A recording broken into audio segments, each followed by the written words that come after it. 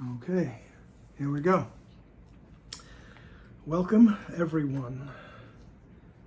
Welcome to session number 298 of Kevin Reed's A Course in Miracles. With my quasi-Woodstock tribute shirt, right? It's the 55th anniversary of it.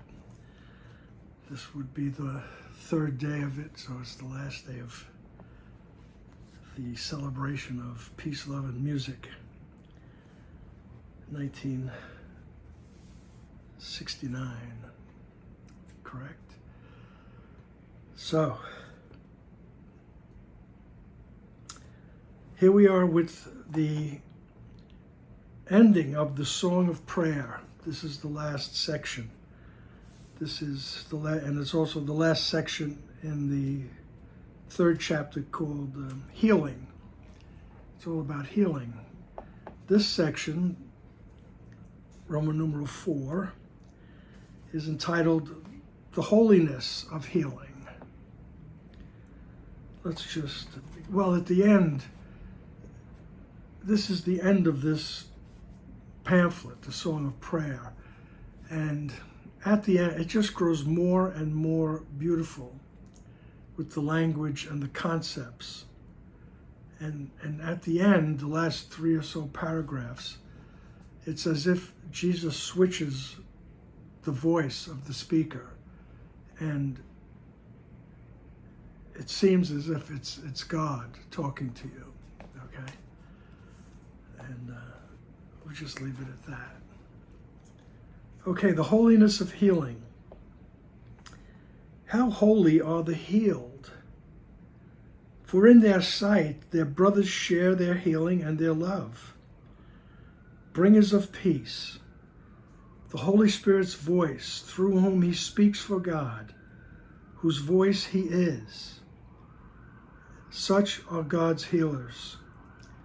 They but speak for him and never for themselves. They have no gifts but those they have from God.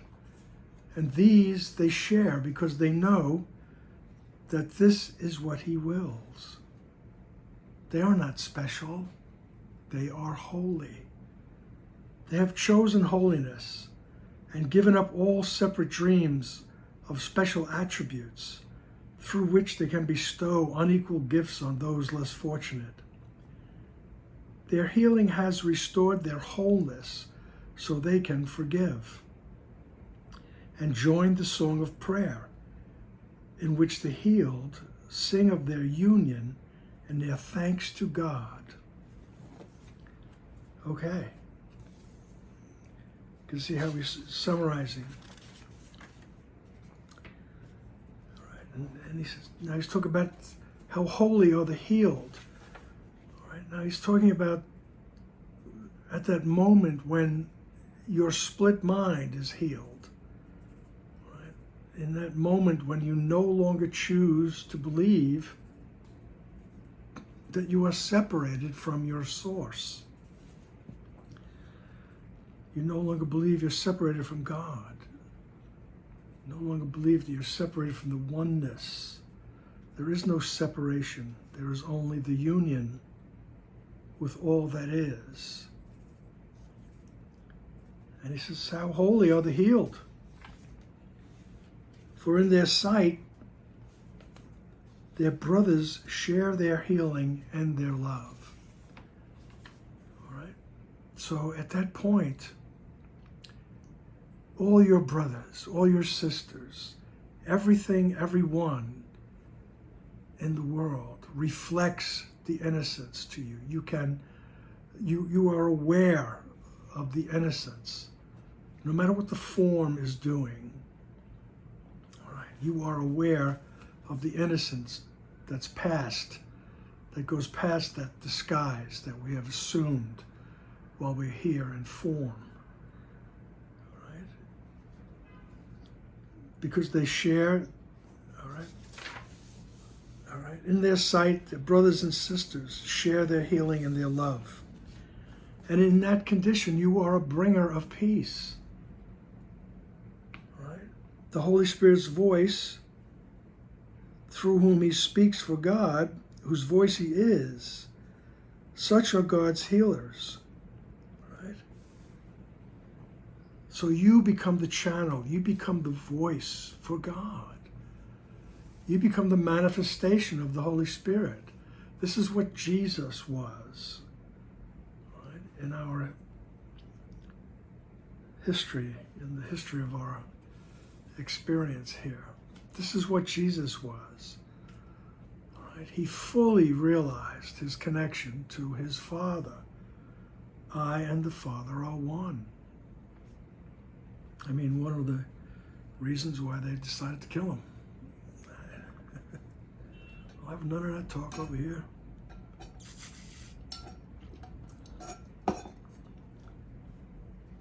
He was the manifestation of the Holy Spirit, as you will be in some moment along your path.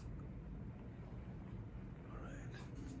And it's, in one point in the Course, Jesus says it's not arrogant to think that way. It's arrogant to think otherwise. It's arrogant to think that, oh no, I couldn't be that. I couldn't be the manifestation of the Holy Spirit. I'm just, a schlub. As the song goes, I'm a creep. I'm a loser. Right? I don't belong here. He said, that's arrogant to think that way about yourself. Right? So it's not arrogant to think that at some moment it's going to dawn on you with practice. Right? With practice of just going to the right mind. That's the idea of prayer. And it will dawn on you. Right? And you will see all your brothers and sisters share the same innocence. All right?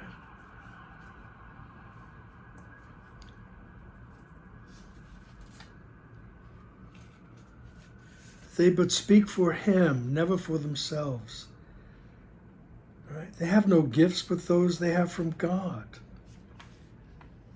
And these they share because they know that this is what he wills. They are not special, they are holy. So Jesus was not special, he was just holy. Right? He realized who he was. Right? He wasn't special, because when we start pointing out specialness, it's like, then there's all kinds of problems.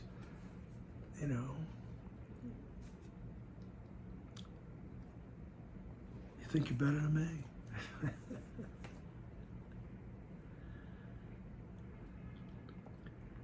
They have chosen holiness, and they give up all separate dreams of special attributes. So this is not, when you attain that awareness, it's not a special attribute. You don't walk around special garb. You look like everybody else.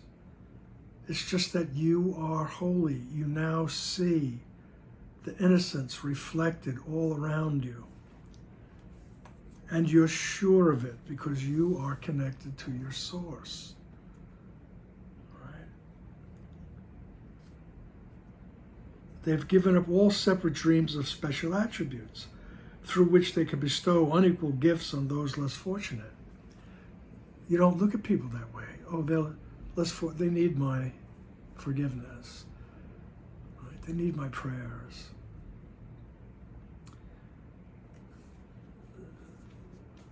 That's not it. They've given that up. Their healing has restored their wholeness so they can forgive. Right? And join the song of prayer in which the healed sing of their union and their thanks to God. Right? So here this is where it becomes like a nice summary, because he says their healing has restored their wholeness so they can forgive. All right? So your wholeness is restored. Your mind is no longer split, right, between the ego and the right mind. And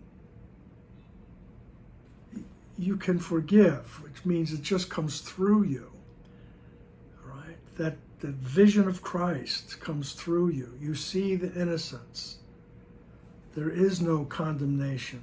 There is no judgment except you're innocent. All right? And this is not, high, pie in the sky, by and by nonsense. This is where you're going.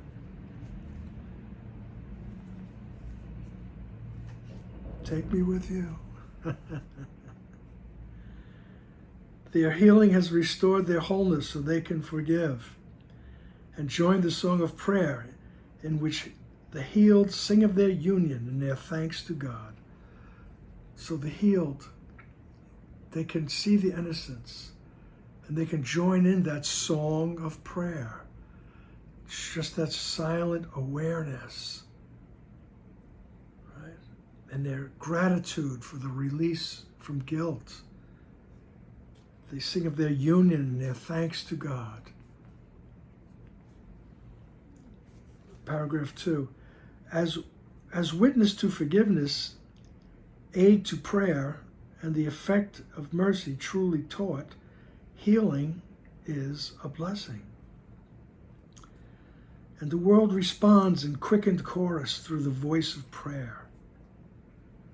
Forgiveness shines its merciful reprieve on each blade of grass and feathered wing and all the living things upon the earth. Fear has no haven here, for love has come in all its holy oneness. Time remains only to let the last embrace of prayer rest on the earth an instant, as the world is shined away. This instant is the goal of all true healers, whom the Christ has taught to see his likeness and to teach like him. Right?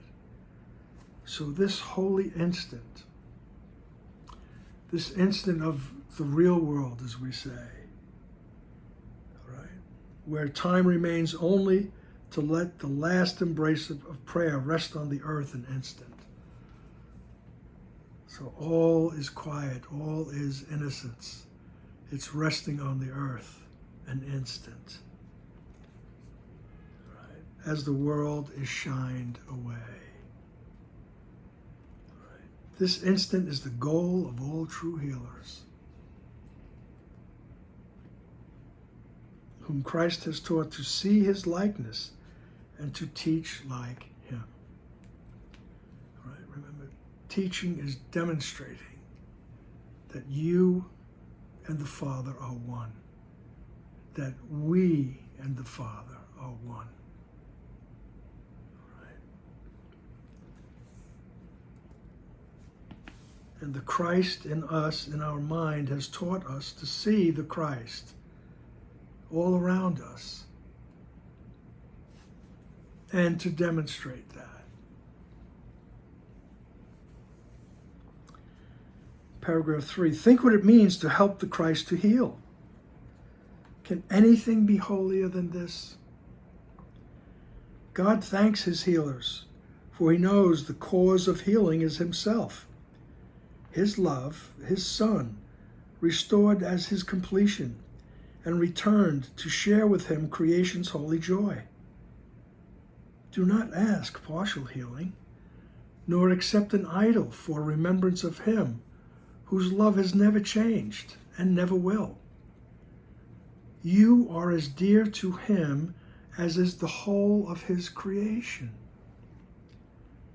for it lies in you as his eternal gift. What need have you for shifting dreams within a sorry world? Do not forget the gratitude of God. Do not forget the holy grace of prayer. Do not forget forgiveness of God's Son. All right? He says, just think about it for a second. Think what it means to help the Christ heal. Can anything be holier than this? All right. You are the Christ. That the Christ is in your mind. Right? piled underneath all the belief in separation. It's still there, waiting for its release. Right? Who you truly are is waiting for the release, removing the blocks to the awareness of love's presence. Right? It's a process. Right? Don't try to figure out where you are. How long along the path are you? Right? Just come to the right mind as often as you can.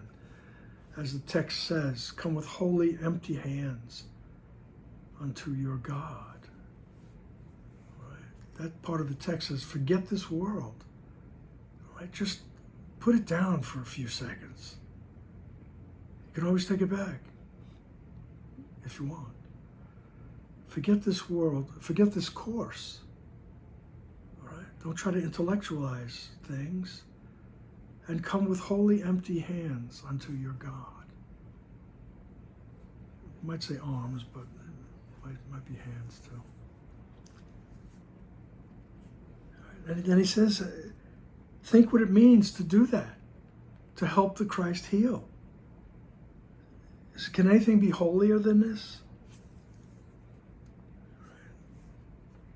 And God thanks his healers, for he knows the cause of healing is himself.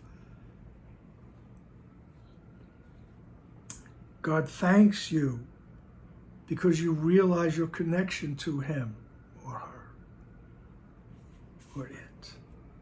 You realize the connection to all that is. You realize your connection to unconditional love. Right? And you are thanked.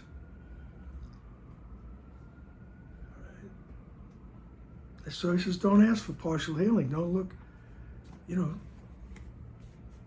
look for healing in this world. All right? And the ego system. All right? Don't accept an idol for the remembrance of God. All right? Whose love has never changed and never will. All right? Eternity is constant. It's always. And eternity is the love in which you were created. Right? You are as dear to him as is the whole of his creation. Let that soak in. It's the truth. You are as dear to him as is the whole of his creation, for it lies in you as his eternal gift. Right? The whole of creation is in you as his eternal gift. Right? What need have you for shifting dreams within a sorry world? He says, everything is yours. Right? Everything that was ever created is yours. And we're not talking about form here.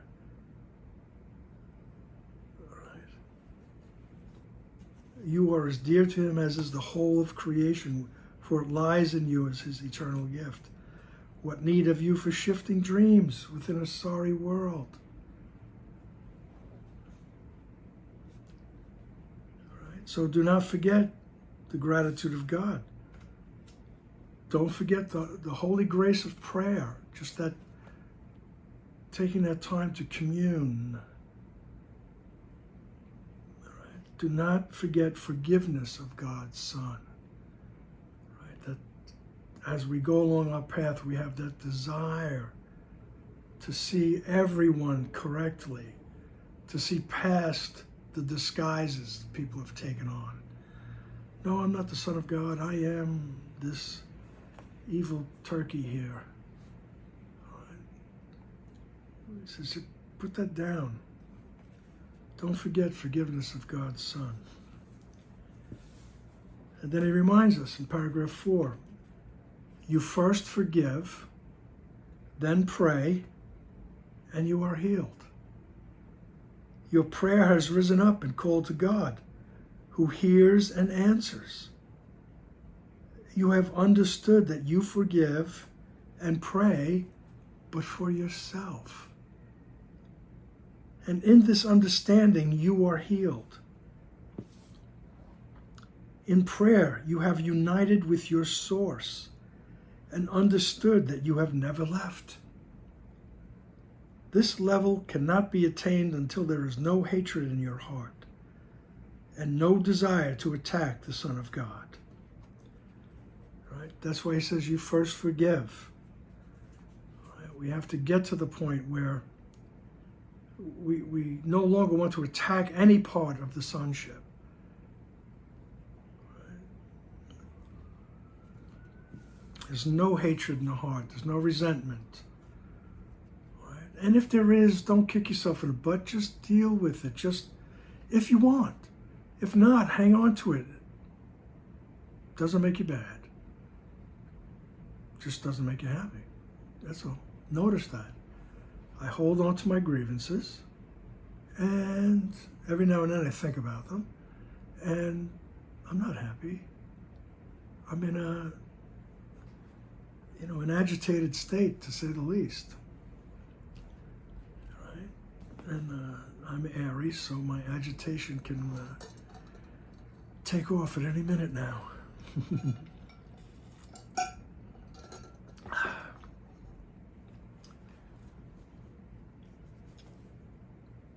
So you first forgive. And that's the big practice. That's the big gist of the whole text, is forgiveness. So you first forgive everything. We have to drop all these resentments, all the hatreds, all the fears. Fear will just lead to anger anyway.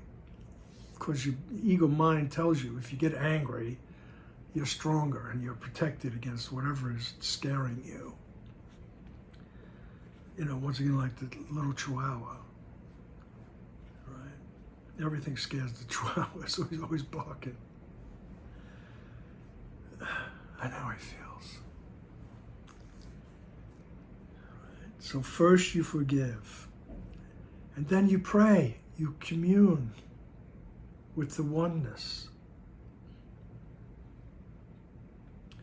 And then you're healed. You have accepted the innocence.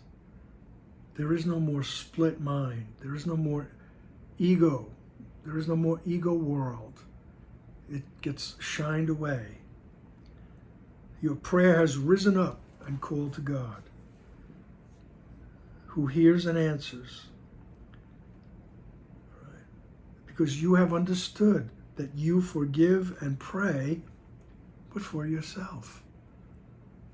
Whenever something like this comes along, I always see Dr. Wapnick in the lecture, a little smirk on his face, as I always say every time I mention this. And he would have that little twinkle in his eye and a smirk on his face, and he'd go, remember, there's no one out there.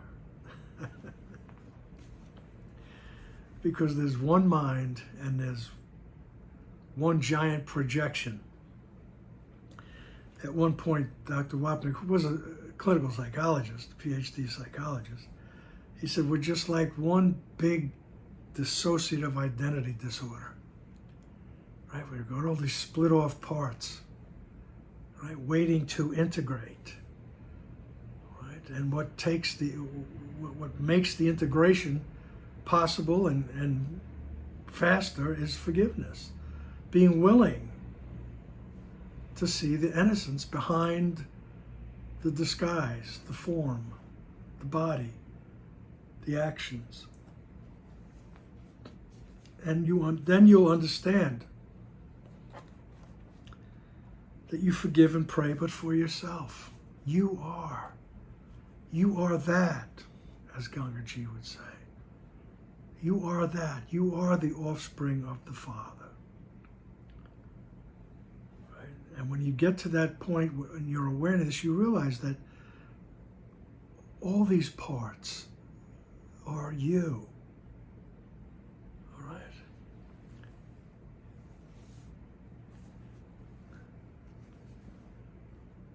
In prayer, you have united with your source.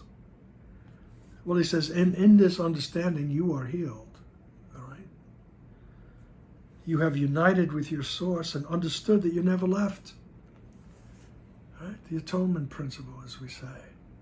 You have never left the mind that thought of you.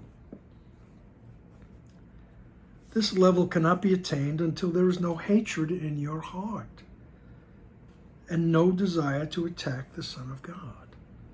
So, once again, we get back to forgiveness, practice, just being willing. After a while, you see, there's nothing worth holding on to here. Grievances are not worth it.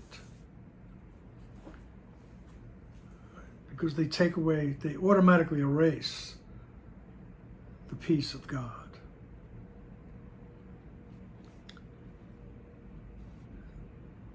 Paragraph 5, never forget this. It is you who are God's son, and as you choose to be to him, so are you to yourself, and God to you. Nor will your judgment fail to reach God. For you will give the role to him you see in his creation. Do not choose amiss, or you will think that it is you who are creator in his place, and he is then no longer cause, but only an effect. Now healing is impossible, for he is blamed for your deception and your guilt. He who is love becomes the source of fear, for only fear can now be justified. Vengeance is his great destroyer, death, and sickness, suffering, and grievous loss become the lot of everyone on earth, which he abandoned to the devil's care, swearing he will deliver it no more. That's the result of choosing to believe we're separate. All right. He says, never forget this. It is you who are God's son. And as you choose to be to him, so are you to yourself and God to you.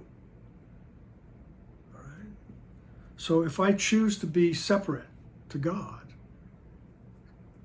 God will be separate to me. In my mind, not in actuality, but hey, sometimes this world's pretty convincing, right? Because the mind is that powerful. Right? Nor will your judgment fail to reach him, for you will give the role to him you see in his creation. All right? Do not choose amiss, all right? Do not choose, if you choose the ego, you will think that it is you who are creator. And he is no longer the cause, the ultimate cause, but only an effect. Right? He is the effect of my deciding that I could be independent. I could be separate. So God becomes an effect. And he becomes a God of vengeance. He's angry now. You trying to get away, you little bastard, I'll get you. Now he becomes this, PO'd old man. With gigantic muscles and whatnot. Right? He's no longer the cause, but only an effect. That's if I choose to believe I'm separate from him. And I start making stuff up. Now is healing impossible, for he is blamed for your deception and your guilt. Right? I chose to believe I was separate, but then I blame him, saying, well, he wouldn't accept my request to be independent. Right? He didn't even answer me. Right? He just walked on by with a smile on his face. What kind of crap is that? So now he becomes blamed for my guilt. Now I'm guilty. I thought I destroyed heaven, but it was his fault because he wouldn't let me do it. It's as insane as it sounds. He who is love becomes the source of fear. I mean, really. For only fear can now be justified. Right? Because we live in now, we believe we're separated. We come into this existence and we experience uncertainty, loneliness, and constant fear. Something's going to get me. And ultimately it's God, but something. Why did God send that flood? Why did he send that plague? It's not him. All right? It's all going on in your mind.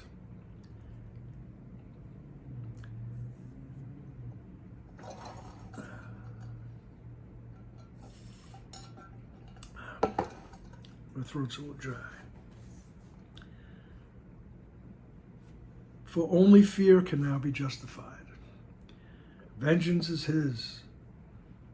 All right? And his great destroyer becomes death. Ultimately, everybody dies. And we say it was God that did it. Well, God took him, he must have needed him, or God took him too soon, or... You got to start rethinking these things. All right? And sickness, suffering, and grievous loss become the lot of everyone on earth. I mean, really, need I say more? Which he abandoned to the devil's care, swearing he will deliver it no more. All right? And I was standing on the corner just the other day, and somebody had a T-shirt on, and on the back, I'm standing behind them, and it says, "The fear of God." And I always thought about that. Why would you be afraid of God? Because we chose to believe we're separate, and now he becomes an effect of that thought. He becomes the avenger. All right, you tried to get away, I'll get you. You better be afraid. All these God-fearing people that we have here in the States. Why?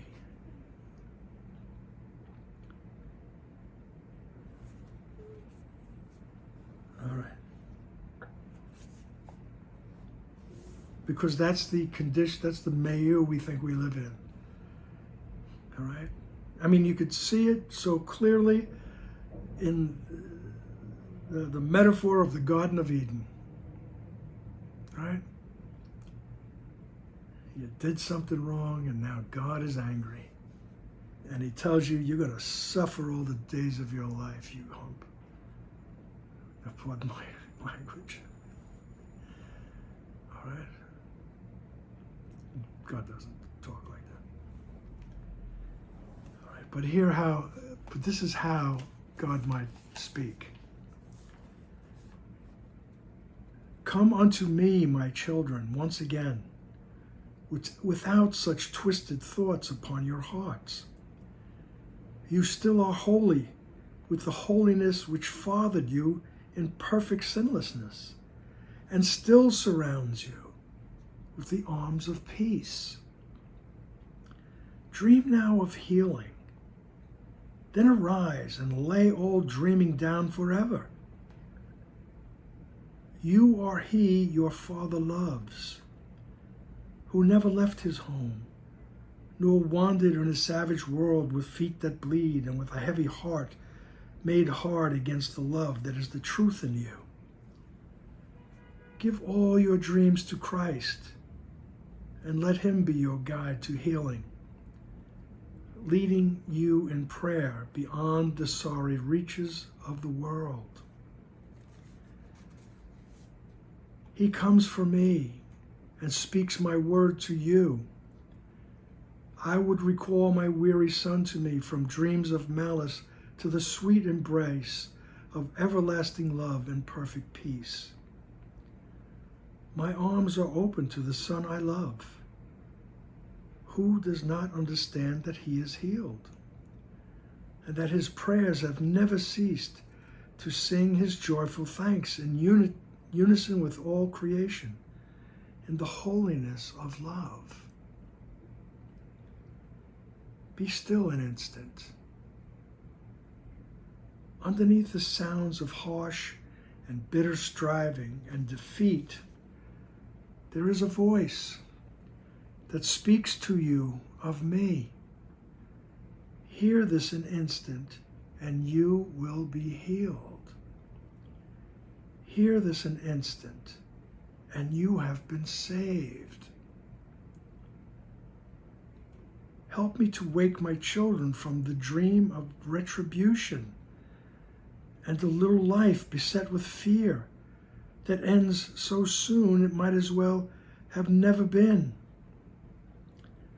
Let me instead remind you of eternity, in which your joy grows greater as your love extends along with mine beyond infinity, where time and distance have no meaning. While you wait in sorrow, heaven's melody is incomplete, because your song is part of the eternal harmony of love. Without you is creation unfulfilled. Return to me, who never left my son. Listen, my child, your Father calls to you. Do not refuse to hear the call for love. Do not deny to Christ what is his own. Heaven is here, and heaven is your home.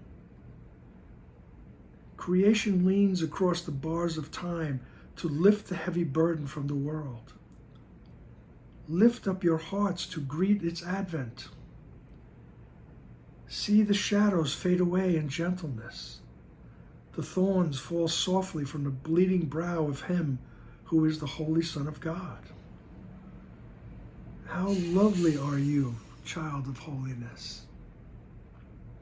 How like to me. How lovingly I hold you in my heart and in my arms. How dear is every gift to me that you have made, who healed my son and took him from the cross. Arise and let my thanks be given you. And with my gratitude will come the gifts of forgiveness and then eternal peace. So now return your holy voice to me. The song of prayer is silent without you. The universe is waiting your release because it is your own. Be kind to it and to yourself, and then be kind to me. I ask but this, that you be comforted and live no more in terror and in pain. Do not abandon love. Remember this. Whatever you may think about yourself, whatever you may think about the world, your Father needs you and will call to you until you come to him in peace at last.